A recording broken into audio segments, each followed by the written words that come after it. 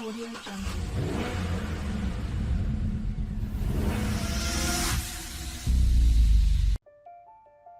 Para entrar a este mundo de la electrónica, bueno, pues debemos conocer un poquito en qué áreas está inmerso a lo que es la electrónica, ¿no? Y para ello vamos a hablar un poco de los grupos o de los sistemas en los cuales está trabajando la electrónica. Por ejemplo, la electrónica está en el grupo motopropulsor, la que se encarga de lo que es el movimiento del automóvil. Podemos ver que la gestión electrónica está en lo que es la inyección de combustible, el encendido electrónico y lo que es la anticontaminación, ¿no? Para emitir menos gases contaminantes. También tenemos las cajas de velocidades que son electrónicas, la refrigeración del motor también que ahora viene controlado electrónicamente, la sobrealimentación y también la motorización híbrida. La motorización híbrida consiste o es el sistema que está incorporado en los vehículos que tienen un motor a combustión a gasolina o diésel y un motor eléctrico, netamente eléctrico. También tenemos el sistema de seguridad que está conformado por los sistemas de antibloqueo, control dinámico de estabilidad, suspensión activa, dirección asistida, la iluminación dinámica, el indicador de mantenimiento que vendría a ser lo que son los tableros, el control de la presión de neumáticos, que ahora ya todo viene con sensores, el sistema de retención suplementaria que son los airbag y los pretensores. En el sistema de confort podemos ver que la regulación adaptativa de la velocidad está presente en el control electrónico, control de acceso sin llaves. Los vehículos hoy en día ya se abren las puertas sin las llaves, ¿no? Tienen un solo control, se encienden sin llaves. Es increíble cómo ha evolucionado esto. El cierre centralizado, la climatización automática, la memorización del puesto de conductor. Tenemos sistemas de automatización de limpieza e iluminación, ayudas de aparcamiento, la comunicación, el audio, video, la computadora a bordo, los mandos vocales, la telefonía móvil, la navegación, la pantalla centralizada, la visualización en los parabrisas. Es una tecnología que se ha incorporado a través del control electrónico. Es un poquito haciendo una mención solamente de lo que es la evolución del automóvil con la electrónica. Y aquí podemos ver, por ejemplo, una gráfica donde tenemos lo que es el sistema de arranque, tenemos el motor y sistema de encendido, tenemos el sistema de carga y tenemos el cuerpo eléctrico, ¿no? Cabe mencionar, en este cuadro podemos ver los distintos elementos que componen estos sistemas, ¿no? Hablando del sistema de carga, del cuerpo eléctrico, del motor y sistema de encendido, del sistema de arranque, todos los elementos que trabajan en estos sistemas. En la siguiente gráfica tenemos la evolución tecnológica de lo que es la incorporación de la electrónica en el automóvil. Fijémonos en la parte inferior en 1960, 1980, en el año 2000 y el 2015, cómo ha ido evolucionando la parte de la electrónica. En 1960 solamente se controlaba lo que es la alimentación de la batería y lo que son el encendido del motor nada más. Ya en 1980 ya se incorpora lo que es la radio, por ejemplo, las bolsas de aire, una computadora de viaje. La inyección electrónica ya está inmersa en este tipo de movilidades de 1980 en adelante. Para finalizar, al final en 2015 y adelante, hasta la fecha en la cual estamos, bueno, pues los sistemas han ido evolucionando notablemente: ignición, computadora de viaje, inyección electrónica, frenos ABS, sistemas de tracción, vehículos eléctricos, tenemos la navegación por GPS, reproductor de DVD, de CD, sistemas de comunicación, MOS, Link, FlexRay, ¿no? Que transmiten información a una gran velocidad. Entonces, esto estaremos viendo a lo largo de todo nuestro avance este semestre en lo que es electrónica. Pero esta es una gráfica donde nos muestra cuánto ha evolucionado el automóvil. Y acá, para continuar en la evolución, tenemos un pequeño cuadro donde podemos ver 4 sistemas: el sistema de infotenimiento, tenemos el sistema de información de conducción, tenemos el vehículo con las redes de comunicaciones y tenemos la conducción asistida.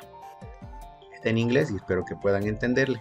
Vámonos al sistema de infotenimiento, vámonos al sistema de navegación.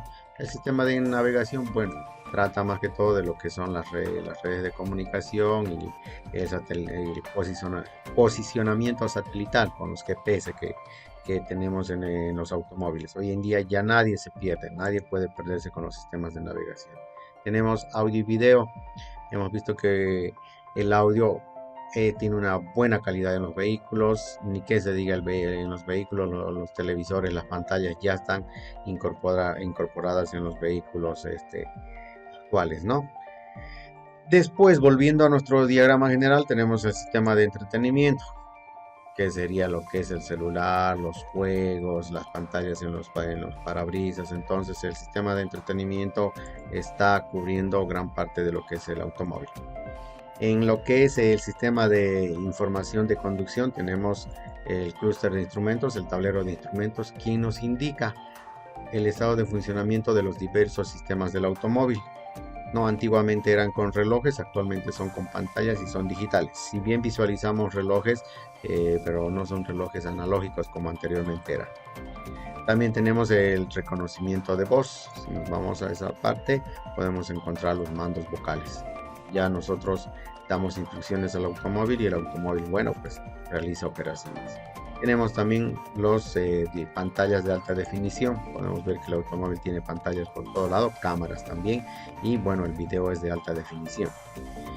También tenemos la visión del entorno del automóvil. El automóvil prácticamente está compuesto hoy en día de muchos sensores, muchos radares, y con lo cual podemos detectar en nuestro entorno qué objetos están o si hay personas. Tenemos, por ejemplo, el asistente de parqueo, los sensores de alerta de tráfico, los sensores de freno de emergencia, los sensores de control crucero, ¿no? Entonces, una inmensidad de sensores que nos muestran el entorno del automóvil.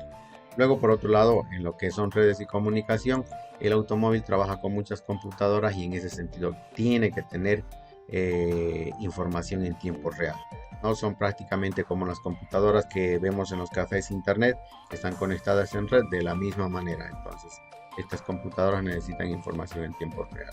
Los gateway que son controladores, ¿no? Son computadoras que unen a todas las computadoras. Como podemos ver en la parte inferior, tenemos el sistema de comunicación de confort, computadoras de confort. En la parte superior tenemos las computadoras de propulsión para que ande el vehículo.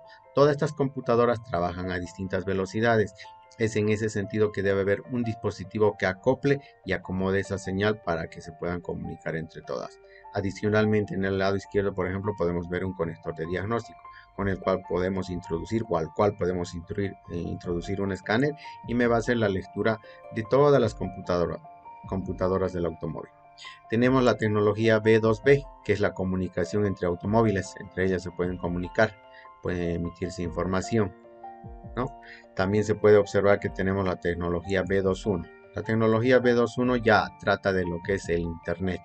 Podemos ver que estos vehículos que están, por ejemplo, en la carretera envían información a una estación base, una antena transmisora, y esta manda esa información a otra antena transmisora y esta emite la información a lo que son nuestros automóviles.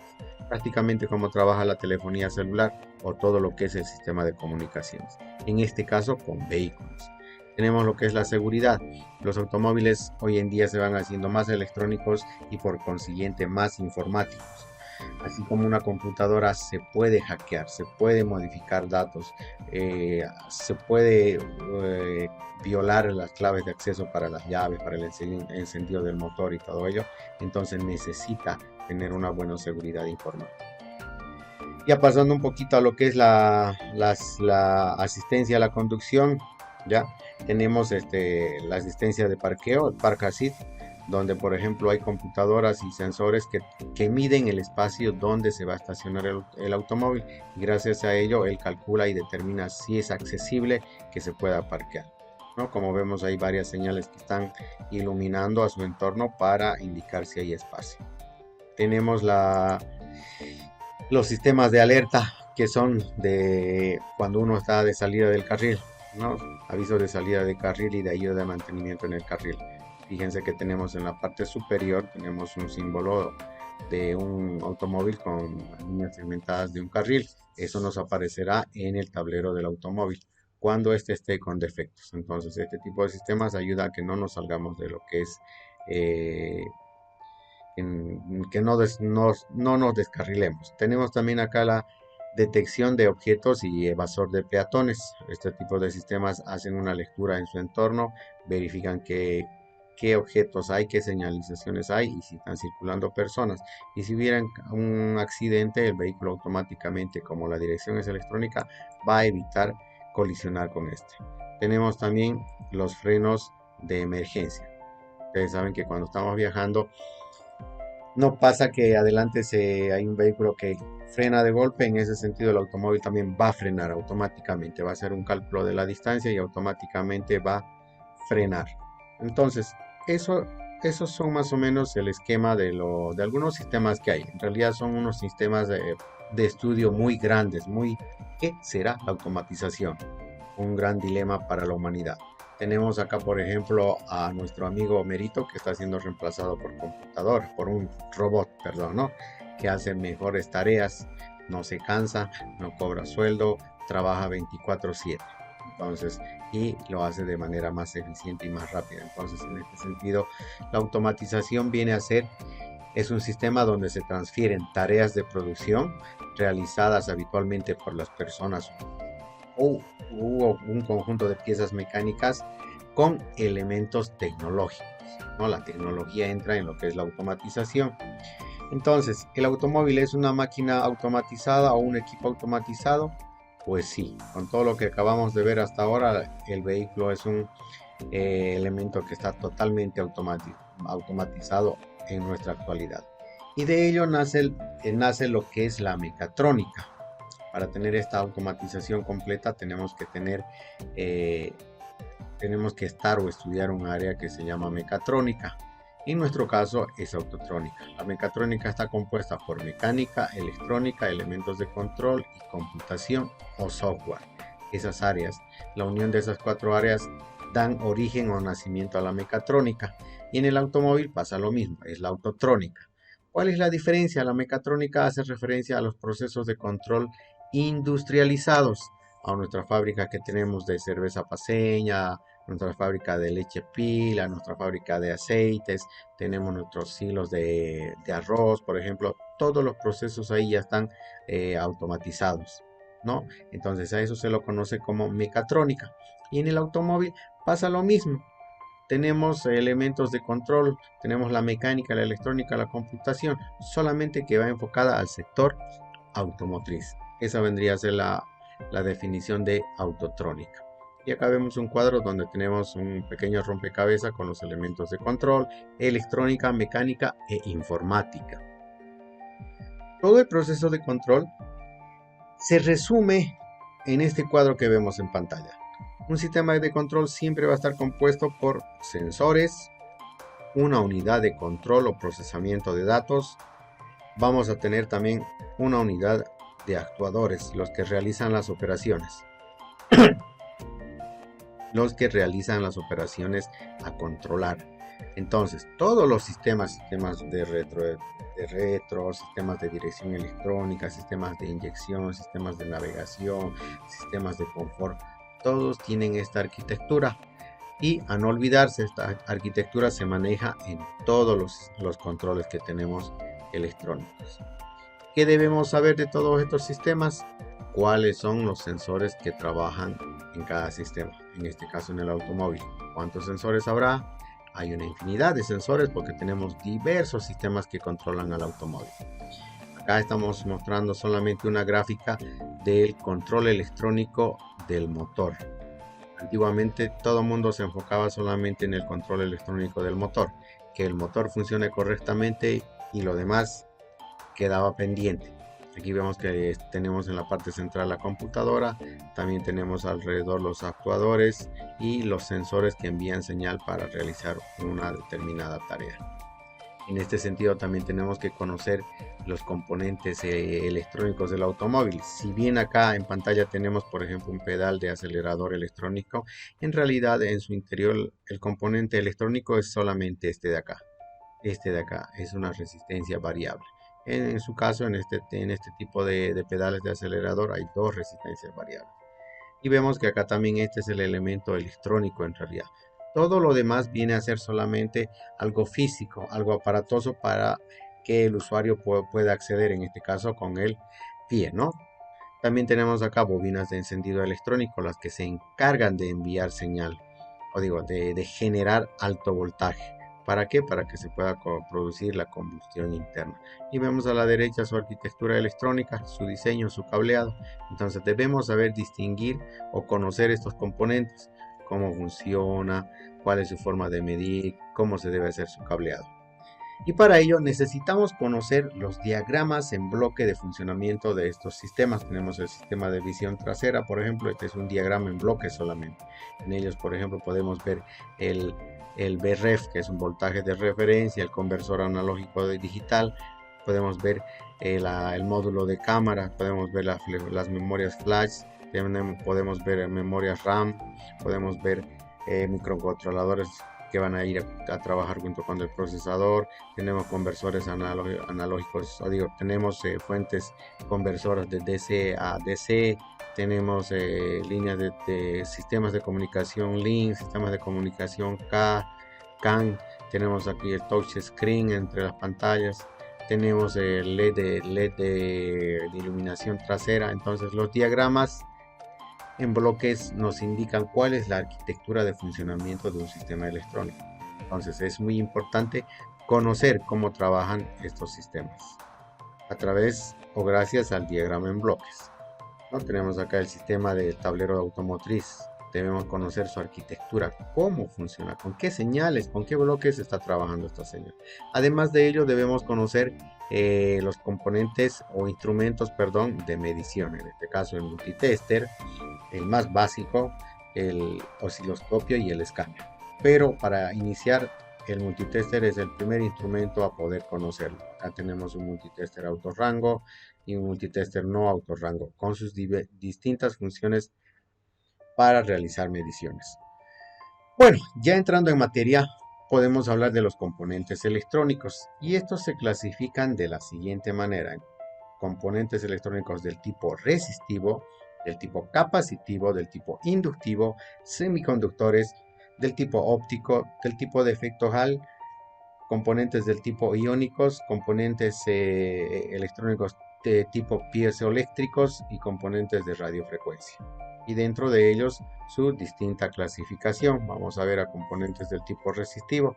Por ejemplo, podemos ver que en los componentes del tipo resistivo tenemos la resistencia fija, y ella se subdivide en resistencia de baja potencia y resistencia de alta potencia. Resistencia variable, ¿no? Y tenemos las resistencias TPS de 3 pines, TPS de 4 pines, TPS de 4 pines con doble potenciómetro. Tenemos las resistencias térmicas, las NTC y la PTC. Tenemos el sensor de temperatura en el automóvil y tenemos las resistencias LDR. Entremos a ver las resistencias de baja potencia. Fíjense que tiene código de colores. Las resistencias de alta potencia son estas blancas de acá, y esta plomita también, y esta podríamos decir que va a ir aumentando su potencia de disipación de calor. Entre las resistencias variables, este es el componente que tiene que varía su valor. Las resistencias se miden en ohmios, entonces esta varía su valor. Tenemos acá en el sector automotriz el TPS, que de igual manera va a variar su valor. Tenemos acá un TPS con una resistencia variable, acá tenemos la simbología y tenemos un interruptor. Además de ello tenemos el interruptor, o digo el TPS de 4 pines y dos potenciómetros en su interior. Las resistencias térmicas tenemos del tipo perdón, estamos acá equivocados. Las resistencias térmicas tenemos del tipo NTC, ahí están las resistencias NTC, las PTC, y tenemos las EST que trabajan en lo que es el sensor de temperatura del motor, en el automóvil, el sensor de temperatura de aire, que en realidad este componente que vemos acá en pantalla, en realidad ese es el sensor. Tenemos las resistencias LDR, que estas resistencias cambian su valor gracias al aumento o disminución de temperatura. Volviendo un poquito más atrás, tenemos componentes del tipo capacitivo, que son condensadores polarizados y condensadores no polarizados. Veamos los condensadores polarizados. Estos son los condensadores polarizados.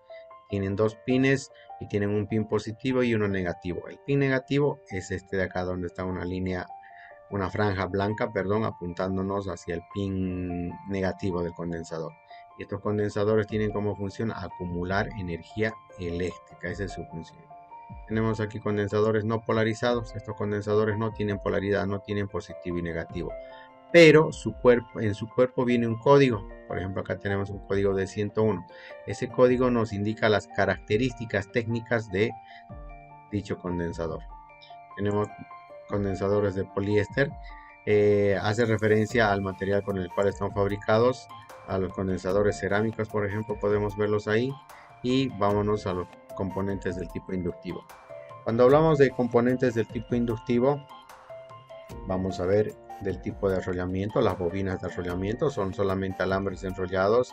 A la derecha, por ejemplo, tenemos una bobina de alto voltaje automotriz. Tenemos acá bobinas toroidales, las cuales trabajan con corrientes elevadas y además que trabajan con un campo de inducción. Es por eso que en su interior tienen un metal llamado ferrita, que es más factible para la conducción magnética.